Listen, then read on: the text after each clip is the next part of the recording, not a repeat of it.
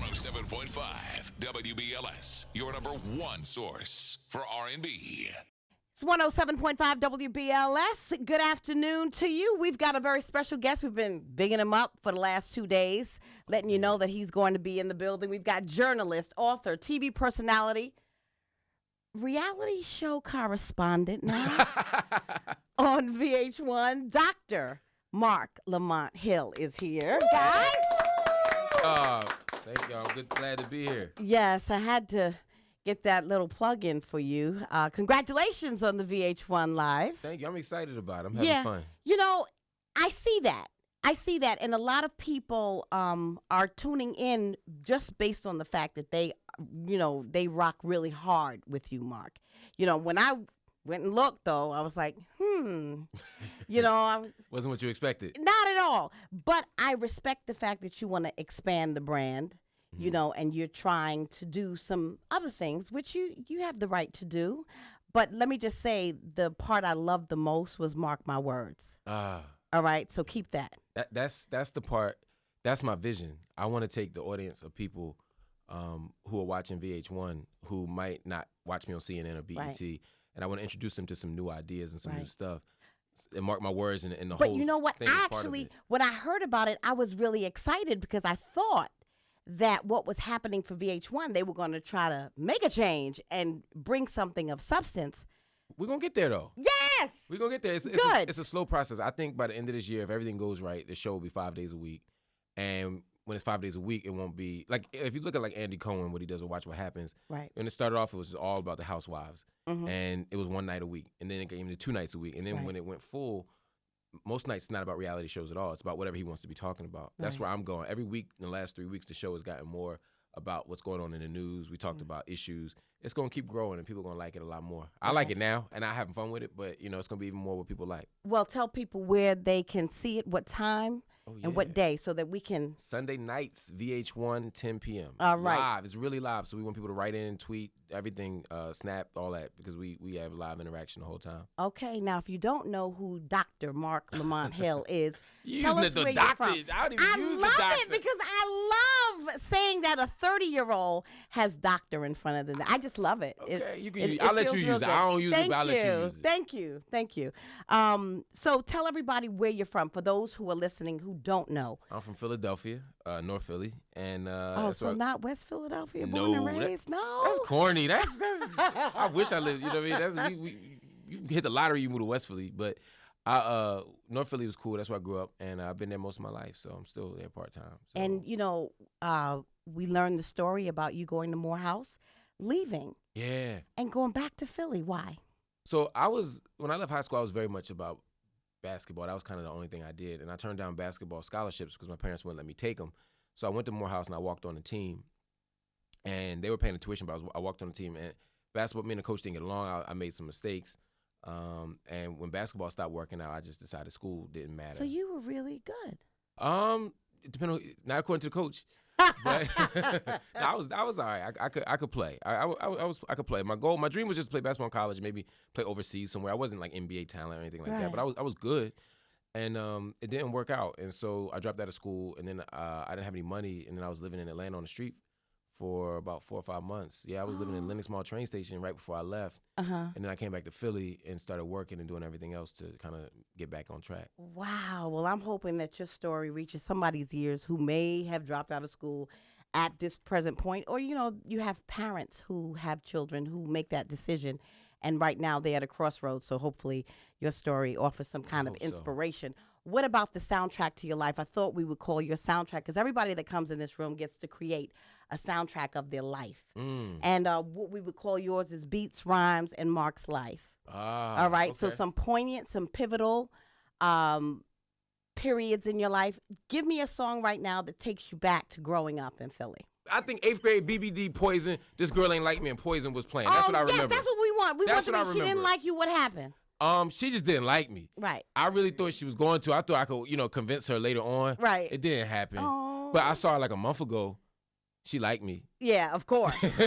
Doctor. Yes. We want to talk about this book. It's called Nobody, Casualties of America's War on the Vulnerable, from Ferguson to Flint and Beyond. that's a mouthful, and that's a lot.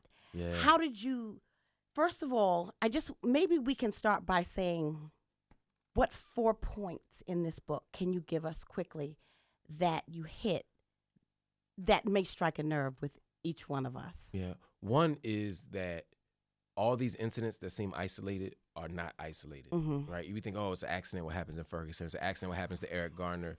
It's an accident, what happens elsewhere. But it's really, they're all connected. Right. They're all connected.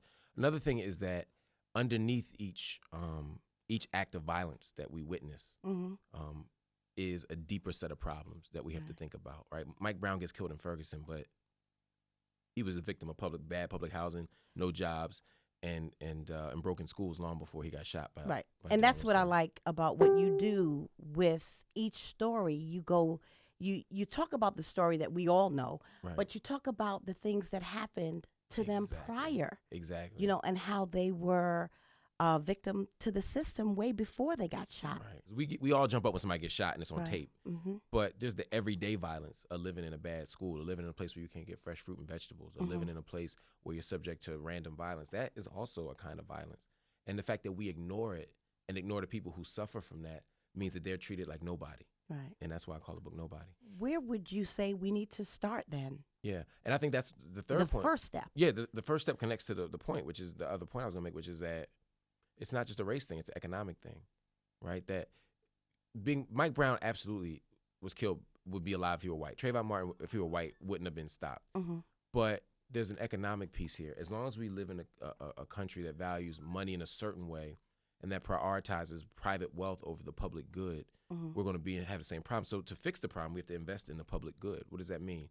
It means investing in Head Start, investing in early childhood education, investing in community gardens so people have fresh fruit and vegetables, investing in public education so that everybody has access to a good school. You know, investing in what works. And the crazy thing about all of it is we know what works. Right. You know, it's not a mystery that if you give people good schools, they don't shoot each other as much. If you give people a good job, they don't join gangs as much. We know this. We just got to do it.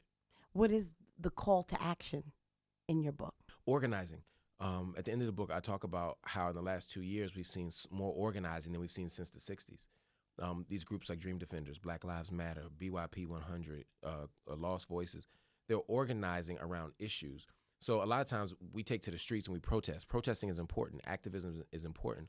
But being an organizer means that we develop an organization, we join an organization, and we target things. So the call to action is join an organization that already exists, and target something that matters to you, whether it's food, whether it's policing, whether it's violence, whatever it is. Join something and work for somebody, work for something bigger than you. Well, I would like to make a call to action. I don't know if I can because I heard it might be sold out tonight.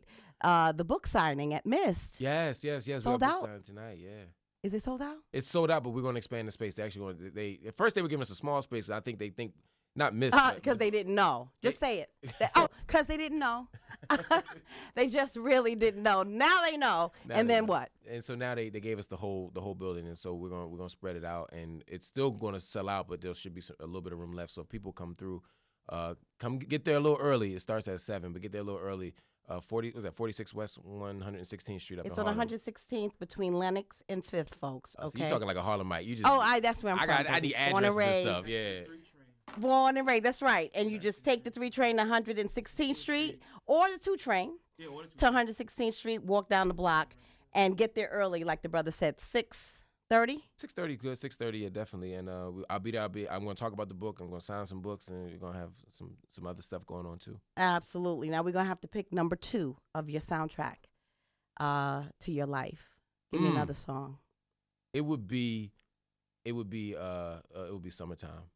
Jazzy Jeff and the Fresh Prince. Really? Now you were just saying, oh man, that was that. I mean, well, as far as the Living in TV West Philly is a show, different yeah, thing. you know that was corny. Now you But want to go the to song Summertime? is about everything we did, going out to the plateau, people getting changed and going to the barbecue, all that stuff. That's Philly life. That's what we did everywhere in Philly. I love that song. That's Philly. All right. Mr. Philly is here, y'all. Marc Lamont Hill, everybody. Woo!